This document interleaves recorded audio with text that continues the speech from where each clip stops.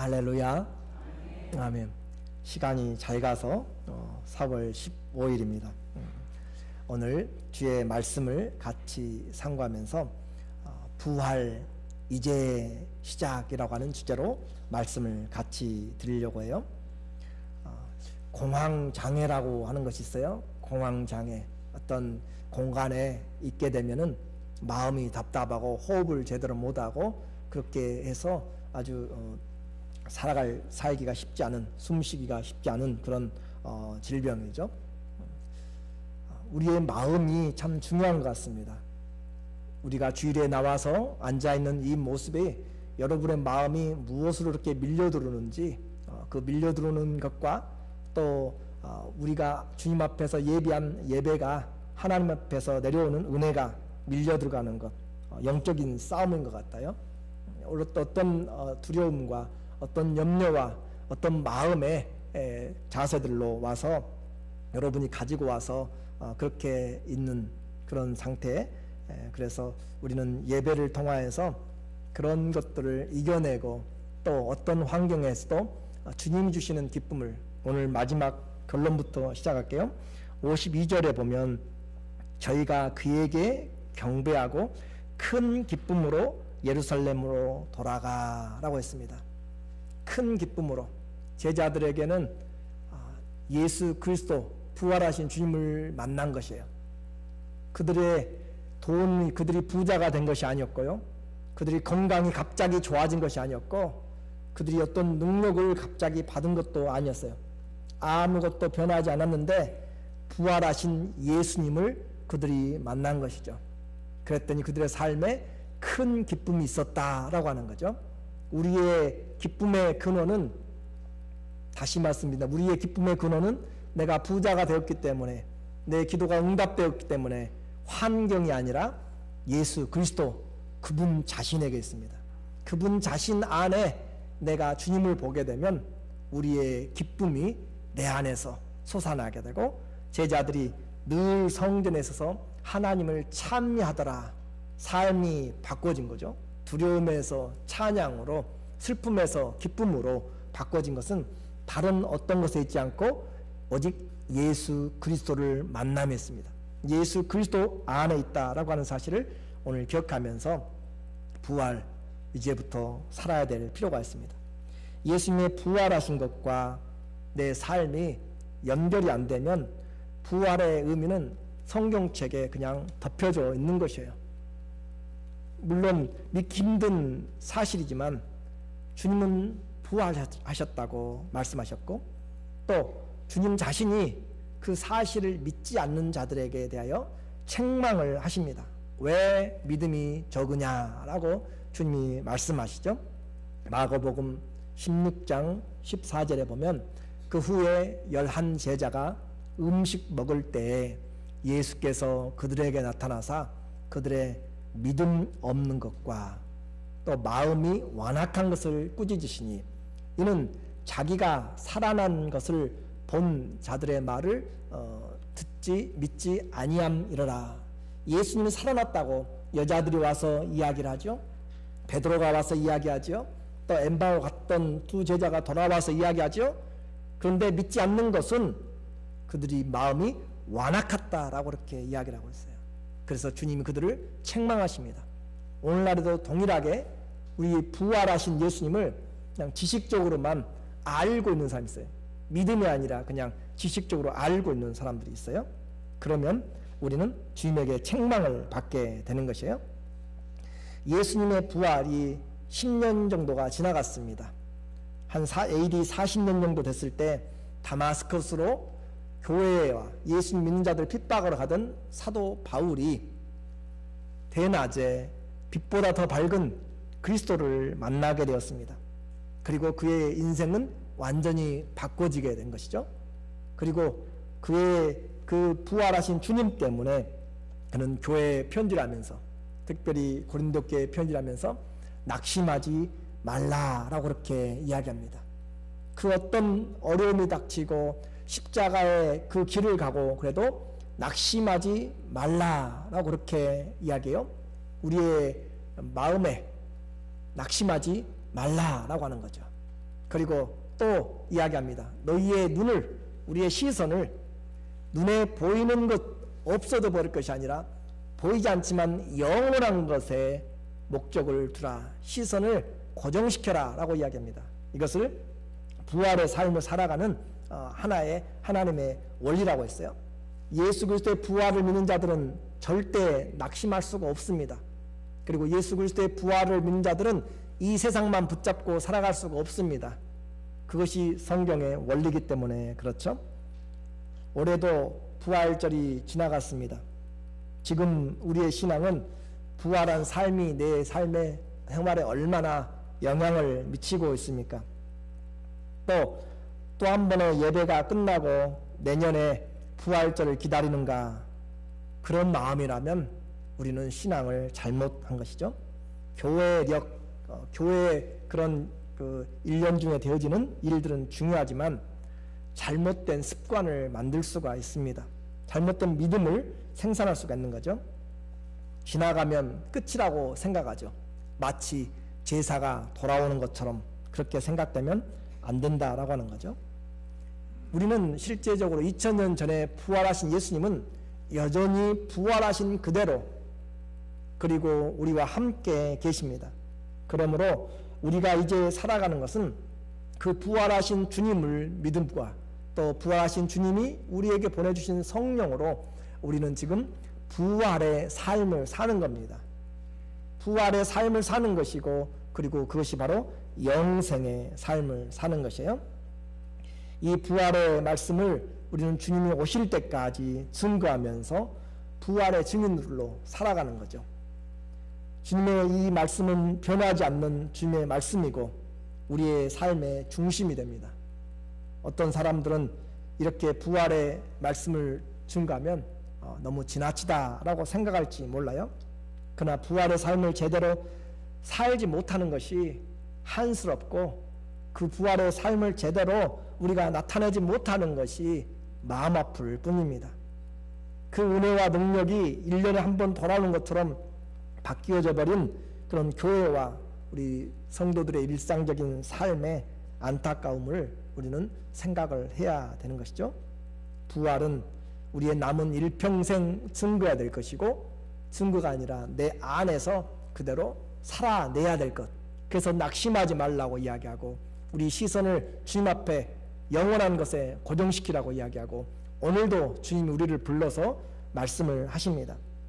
그래서 부활은 주님이 우리에게 다시 나타나셔서 믿지 못하는 자들에게 다른 방법이 없어요. 말씀을 통하여서 그들을 깨우쳐주기 시작합니다. 하나님의 말씀, 부활 전이나 예수님 부활 전이나 부활하신 후나 예수님은 동일하게 하나님의 말씀을 가지고 제자들을 가르치십니다. 44절에 보니까 오늘 또 이르시되 내가 너희와 함께 있을 때 너희에게 말한 바 곧 모세의 율법과 선지자의 글과 시편에 나를 가리켜 기록된 모든 것이 이루어져야 하리라 한 말이 이것이라 하시고, 예수님이 부활하기 전에 제자들에게 성경을 가르쳤어요. 그리고 부활하고 나서도 여전히 말씀하죠. 내가 너희와 함께 있을 때 가르친 것 같이 지금도 나는 이 성경을 통해서 너희를 가르친다. 어떻게 보면 오늘 본문이 예수님의 지상에서의 마지막 성경 공부입니다. 마지막 성경 강해를 지금 하고 있는 내용이란 말이죠. 그래서 다시 우리의 신앙을 세우는데 필요한 것은 하나님의 말씀입니다. 성경은 예수 그리스도의 변하지 않는 증거이죠. 그래서 성경은 도덕책이 아닌 것이에요. 교양을 넓히고 인간관계를 원만하게 하고 세상의 처세술을 배우는 인류 역사의 가장 오래된 그런 책 중에 하나가 아니죠. 성경은 하나님의 말씀이며 그 말씀은 그의 아들 예수 그리스도의 사랑의 이야기입니다. 모세 율법책들과 선지자들의 모든 글과 시편에 관한 모든 것들이 그리스도 예수에게 대하여서 증거하는 것이다. 성경을 읽으면서 바로 예수님의 사역과 예수님의 계획과 그분의 나라를 보지 못한다면 우리는 성경을 잘못 알고 있는 것이죠. 그래서 아무리 많이 성경을 읽고 또 성경의 문제를 풀고 성경에 대해서 논문을 쓰고 써도 예수님과의 관계를 이해하지 못하고 적용하지 못하면 그것은 아무런 필요가 없습니다. 다시 우리는 기억해야 될 것이 성경은 예수 그리스도에 대한 말씀입니다. 요한복음 5장 39절에 너희가 성경에서 영생을 얻는 줄 생각하고 성경을 상고하거니와 이 성경이 곧 내게 대하여 증거하는 것이다. 모든 성경은 It's all about Jesus. 예수 그리스도에 대하여서 쓰고 있는 것이란 말이죠. 그래서 우리는 이 예수 그리스도가 성경의 공부의 시작이고 또 설교의 기초고 해석이며 적용입니다. 모세를 믿으면 당연히 예수 그리스도를 믿어야 되는 것이에요. 요한복음 6장 5장 46절에 모세를 믿었더라면 나를 믿었으리니 이는 그가 내게 대하여 기록하였습니다. 그러니까 우리는 성경 전체를 통하여서 그리스도의 사역을, 그리스도의 이루실 나라를, 그리스도의 성품을 보게 되는 것이에요. 그래서 이 성경이 부활하신 주님이 그 전에도 같이, 그리고 부활하고 나서도 그 말씀으로 그들을 가르치기 시작하는 거죠. 예수님의 부활도 이미 성경에 예언된 것이었습니다. 그래서 제자들에게 예수님이 지금 십자가의 고난을 당하고 인자가 살아나야 될 것이 아니냐라고 그렇게 기록된 대로 말씀을 그들에게 해주고 있는 것이에요. 45절에 보니까 이에 저희 마음을 열어 성경을 깨닫게 하시고, 예수님이 성경 공부를 하면서 말씀하면서 저희 마음을 열어서 성경을 깨닫게 하셨다. 그러니까 성경은 우리가 읽는다고 다 이렇게 이해되는 것이 아니고 성령의 지혜를 의지하면서 주님이 열어주시기를 원해야 바른 말씀을 똑바로 이해할 수가 있습니다. 그래서 이와 같이 우리의 마음이 진리에 닫혀져 있으면 새 귀의 경기가 되는 거죠. 진리이신 예수님을 알지 못하고 아무리 성경을 읽어도 이해되지 않습니다. 연결이 되지 않기 때문에 우리가 아는 지식으로만, 내가 경험한 것으로만 성경을 이해하게 됩니다.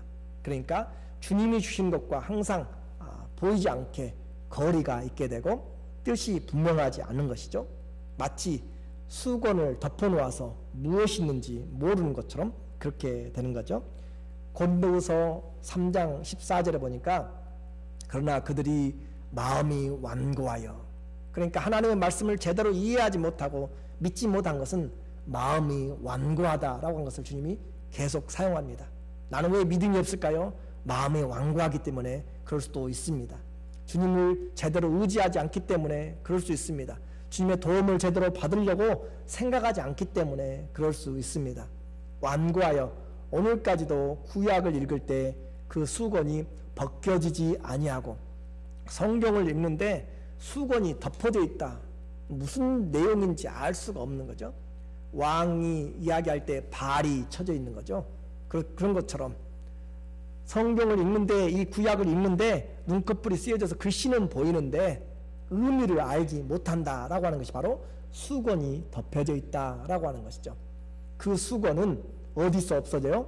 그리스도 안에서 없어질 것이라. 그 암호같이 되어 있던 그 성경의 글씨들이, 그 내용들이 그리스도 안으로 들어오니까 해가 비추어서 그림자가 보이고 어둠이 보이고 조그마한 것들까지 다 보이는 것처럼 밝히 보이기 시작하더라라고 하는 거죠. 그것이 바로 예수 그리스도를 올바로 아는 거죠. 오늘까지 모세의 글을 읽을 때 수건이 그 마음을 덮었도다. 수건이 여러분의 마음을 탁 덮고 있으니까 설교를 들어도 이 도대체 무슨 말인지 모를 수도 있고요. 말씀을 들어도 왜 교회에서 이런 말 하는지 이해하지 못할 수도 있습니다. 그 수건을 우리가 벗겨내야, 그래야 하나님께 나갈 수가 있는 것이에요. 성경의 저자이신 성령이 바로 예수님을 올바로 비춰줄 때 우리가 우리의 마음을 덮었던 세상의 상식과 내 고집과 또 내 마음의 장애물들이, 수건이 바로 그리스도를 올바로 보았을 때 벗겨지게 됩니다. 3장 16절에 한번 읽어볼까요? 그러나 언제든지 주께로 돌아가면 그 수건이 벗겨지리라. 그 수건이 벗겨지리라. 예수께로 돌아가면 수건이 벗겨져서 왜 이삭을 제사로 드렸는지 그렇게 알게 된단 말이에요. 그 이삭이 바로 예수 그리스도를 예표한 것이었다 라고 하는 것을 우리에게 가르쳐 주는 것과 같은 거죠. 마찬가지로 말씀도 우리가 예수 그리스도를 올바로 들었을 때 마음의 빛이 비춰지는 것이고 또 이 성경의 내용이 이해가 되는 거죠. 구약이 이와 같이 예수님의 사랑과 예수님의 사역에 대한 것이라면 신약은 예수님의 말씀이고 생애고 그분의 사역에 모든 것이 담겨져 있는데 신약은 더 일러서 무슨 말이요 일러 무사 말이요. 그렇죠? 신약을 읽어도 예수님의 삶과 내용과 또 구속의 은혜를 부활의 복음을 우리가 깨닫지 못하면 우리는 동일하게 지금 수건이 덮여져 있어요. 성경을 읽어도 지금 예수님이 우리에게 뭘 말하는지, 왜 지금 능력을 주려고 하는지, 왜 지금 우리를 살게 하는지 이 예수님을 보지 못하면 건강만 구하게 되고 물질만 구하게 되고 출세만 구하게 되지 왜 그것들이 필요한지 알지를 못한단 말이죠. 그림자만 잡고 다니다가 인생은 끝날 수가 있습니다. 예수님이 본체이기 때문에 주님을 알지 못하면 우리는 마음이 덮여져서 일평생 신앙생활에도 정말로 빛을 보지 못할 수가 있습니다. 교회를 다니면 예수님과 떨어지면 안 되는 것이죠. 내 생각이 주님의 생각으로 바꾸어지는 것이 예수님을 올바로 보는 것이고요. 내 방법이 아니라 주님의 방법으로 바꾸어지는 것이 예수님을 올바로 지금 내가 성경을 읽고 있고 설교를 올바로 듣고 있는 것이죠. 내 인생을 살아가는 목적이 내가 원하는 이 나이에 무엇을 하고 내 가정을 이루고 하는 그런 것보다 더 가정의 목적도 주님에게 살아있는 자, 호흡 있는 자 다 주님을 바라보도록 만드는 것이 바로 내 마음에 덮였던 수건이 벗겨지는 것이에요. 그리스도 안에 들어올 때 모든 것이 풀리게 됩니다. 그래서 먹든지 마시든지 무엇을 하든지 다 하나님의 영광을 위해서 하라라고 하는 고린도서 10장 31절에 우리의 말씀은 모든 것이 그래서 살아도 주를 위해 살고 죽어도 주를 위해서 살고 하는 것이 그리스도 예수가 분명하게 우리에게 비춰질 때 내가 먹는 것도 내가 공부하는 것도 내가 일하는 것도 내가 길을 가고 내가 건강하게 운동하는 것도 목적이 다 그리스도를 발견하고 그 안에서 발견되기 위해서 그것이 우리에게 이 빛이 비춰진 것이고 그렇지 않으면 예수님 믿으면서 나에게 건강 좀 주세요. 내가 예수님 믿으니까 천국 주시고 내 자녀를 잘 되게 해주세요 라고 한 것은 여전히 수건이 가리워져서 아무리 성경을 읽고 무엇을 해도 그 사람은 그 문제가 해결되지 않고 그 문제가 떠나가 버리면 시험에 들고 어려움에 닥치게 됩니다. 오늘 마지막이 뭐라고요? 예수님을 만나니까 그들이 건강을 얻은 것도 없고요, 환경이 바꿔진 것도 없고요, 부자 된 것도 없고 아무것도 없지만 그리스도 예수를 만나니까 그들이 그 두려워하던 예루살렘을 다시 돌아갔고 큰 기쁨을 가지고 돌아갔다. 그리고 주님을 경배했다라고 하는 것이에요. 예수님을 보는 것, 그 마음이 열어져야 되는 것이죠. 오늘 우리는 그것이 바로 부활을 사는 것을 지금 배우는 거죠. 예수님이 부활을 의심한 자들에게 성경을 통해서 인자가 고난으로 끝나지 않고 부활한다라고 하는 것을 지금 가르친 것이죠. 성경의 기록은 거기서 멈추지 않습니다. 부활하신 예수님의 이름을 예루살렘부터 시작해서 온 열방에 다 전파될 것이다 라고 그렇게 기록이 되어 있다라고 하는 거죠. 47절에 보니까 47절에 또 그의 이름으로 죄사함을 얻게 하는 회개가 예루살렘으로부터 시작해서 모든 족속에게 전파될 것이 어떻게 되었다고요? 어떻게 되었어요? 기록되었다. 우리의 성경을 잘 봐야 돼요. 예수님이 십자가에 돌아가실 것도 기록되었습니다. 부활하실 것도 어떻게 됐어요? 기록되었습니다. 그리고 예수님으로 말미암아 회개의 세례가 회개의 복음이 예루살렘부터 시작해서 온 열방까지 all the nation까지 다 전파될 것이 기록이 되어 있어요. 그렇게 될까요? 안 될까요? 잘 모르겠어요. 아직 안 살아봐서 모르겠어요. 분명히 되게 되어 있습니다. 그렇게 되게 돼 있는 과정에서 저와 여러분 오늘 그 일의 동역자로, 그 일에 하나님의 말씀을 전파하는 자로 불러내신 것이에요. 그러니까 이 부활 사건은 모든 민족이 전해 듣고 믿게 될 예수님의 복음이셨습니다. 그래서 너희는 이 모든 것의 증인이다. 사명을 주신 것이죠. 제자들의 삶은 이제 부활의 증인입니다. 48절에 너희는 이 모든 일의 증인이라. 그러니까 저와 여러분이 예수 그리스도 부활하신 예수님을 믿고 전하는 것은 이미 기록된 성경을 완성하는 도구로 쓰이는 것이에요. 주님의 말씀을 이루는, 왜냐하면 이미 기록되었기 때문에.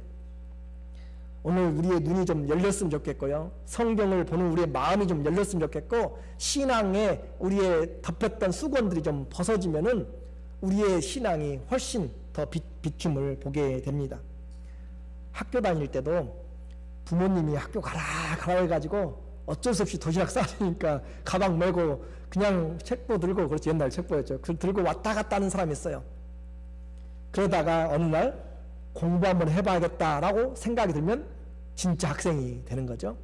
교회도 이렇게 책보 들고 왔다 갔다, 내게 건강 줬으면 좋겠고 잘 됐으면 좋겠고 행운이 따랐으면 좋겠고 그렇게 해서 다니는 성도들이 많이 있습니다. 그러나 예수 그리스도의 부활이 신앙의 분기점이 되고 예수 그리스도의 부활의 믿음이 오늘 내 삶을 완전히 바꿔서 예수 그리스도께 주신 것은 평강이고 그 부활의 주님이 주신 것은 기쁨이고 그 부활의 주님이 주신 것은 나와 함께하는 담대함입니다. 그러므로 어떤 어려움이 닥쳐도 낙심하지 마십시오. 그리고 우리의 시선을 주님께 맞추십시오. 그러면 주님이 그 일을 하시기 위해서 우리를 책임지십니다. 49절에 그렇게 이야기를 하고 있어요. 볼지어다 내가 내 아버지께서 약속하신 것을 너희에게 보내리니 너희는 위로부터 능력으로 입혀질 때까지 이 성에 머물러 있으라. 주님은 지금 말로만 가서 전하라고 한 것이 아니라 능력을 주시겠다, 내가 함께하는 능력을 주시겠다라고, 그렇게 부활의 증인은 여러분이 하고 싶다고 되는 것이 아니에요. 부활의 증인은 내 안에 주님이 주셔야, 또 그렇게 증거하셔야 여러분에게 믿음으로 되어지고 상대방도 그렇게 들려지게 되는 것이에요. 내 힘으로 믿어지는 것이 아니란 거죠. 그러므로 능력의 성령을 받은 자, 그 자가 예수님의 증인이 되는 것입니다. 성령이 우리와 함께 영원토록 떠나지 않고 계심이 바로 우리가 예수님의 이 부활의 증인이 되게 하기 위한 것이죠. 사도행전 1장 8절 너무 잘 아는 말씀이죠. 오직 성령이 너희에게 임하시면 너희가 권능을 받고 예루살렘과 온 유대와 사마리아와 땅끝까지 이르러 내 증인이 되리라. 성령이 우리에게 오심은 능력이 오시는 거죠. 권능이 함께 오시는데 그 이유는 뭐예요? 이 땅에서 좀 잘 나타내고 살기 위한 것이 아니라 예수 그리스도의 증인 되기 위하여서, 예수님의 증인, 만왕의 왕의 증인되는 그 사람은 주님께 가장 복 받은 자들입니다. 오늘 우리는 주님 앞에서 이 부활의 삶을 생각해 보면서 주님이 무엇을 지금 이야기하고 있는지 다시 생각을 해야 돼요.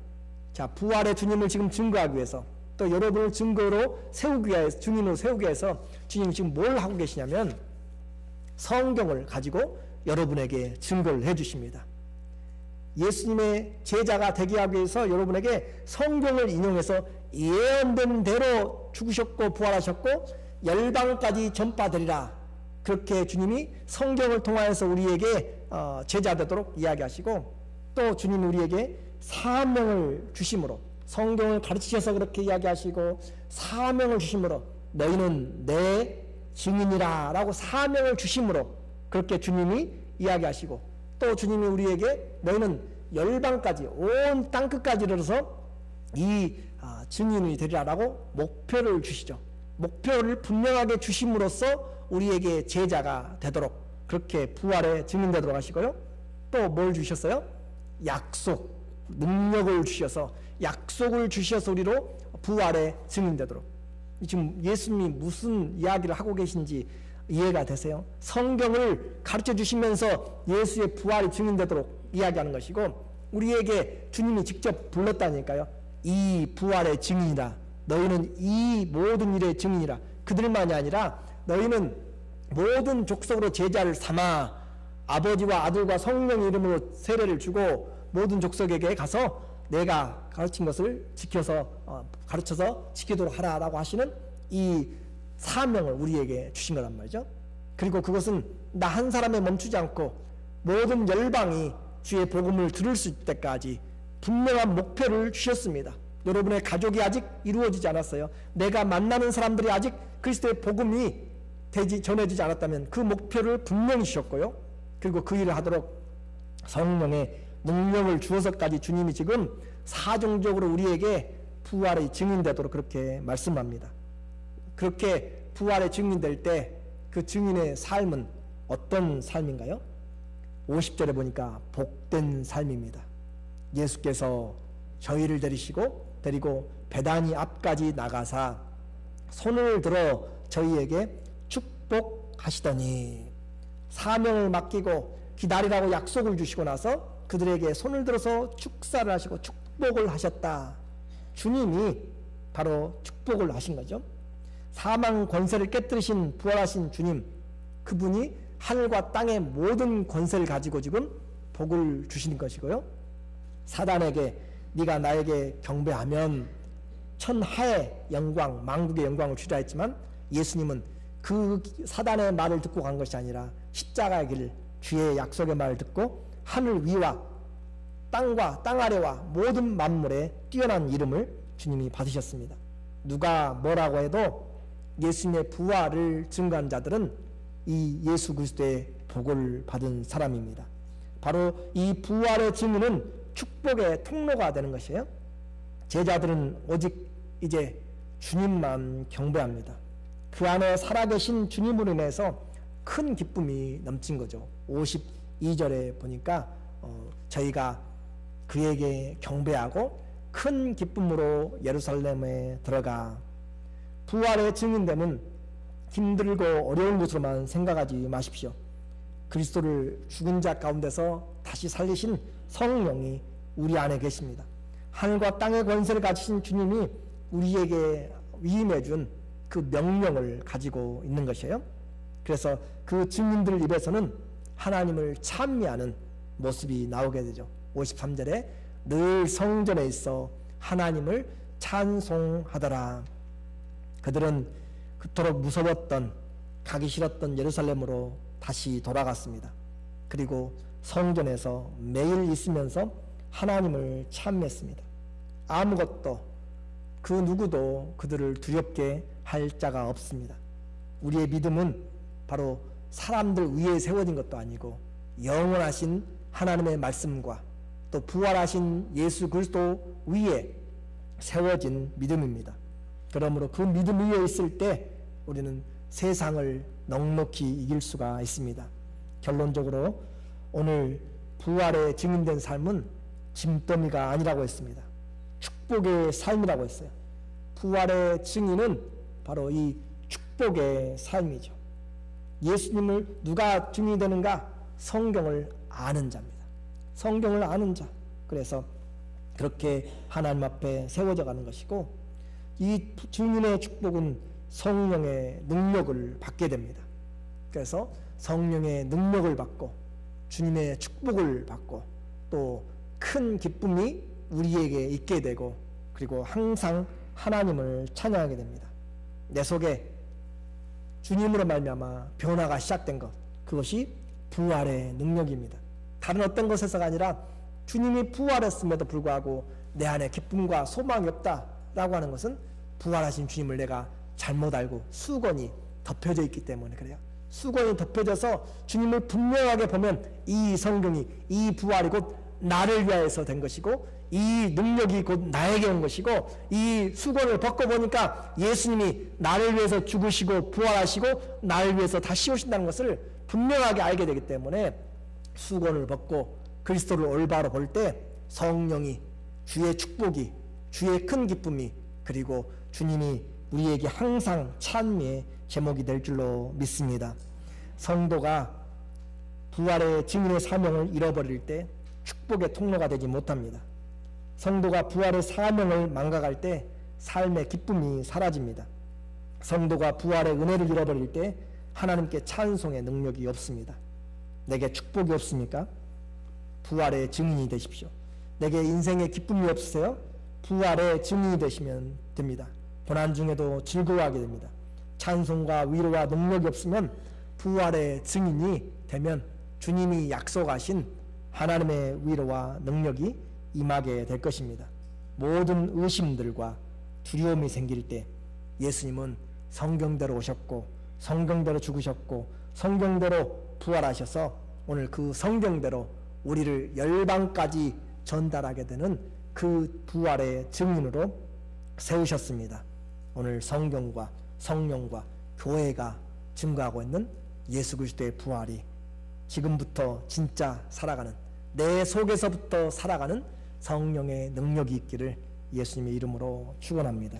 아멘. 기도하겠습니다.